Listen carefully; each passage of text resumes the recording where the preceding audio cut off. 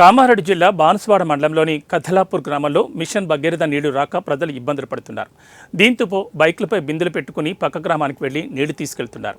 6 రోజుల నుంచి మిషన్ భగీరథ నీళ్లు రావడం లేదని గ్రామస్తులు వాపోతున్నారు. సంబంధిత అధికారులు వెంటనే స్పందించి నీటి సమస్యను పరిష్కరించాలని డిమాండ్ చేశారు.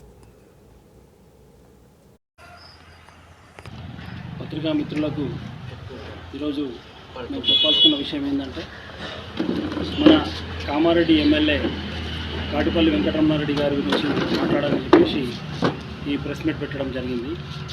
అయితే వెంకటరమణారెడ్డి గారు ఎప్పుడు అవకాశం వచ్చినా కూడా కామారెడ్డి నియోజకవర్గంలో ఆయనకు ప్రోటోకాల్ రావట్లేదన్న విషయాలు మాత్రమే మాట్లాడడం జరుగుతుంది.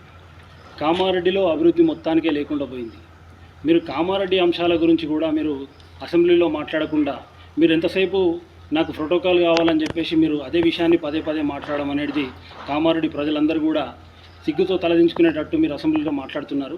ముందుగా కామారెడ్డి అంశాలు ఏమేమి ఉన్నాయో, మీరు పెట్టిన మేనిఫెస్టో ఏముందో దాని గురించి మాట్లాడండి.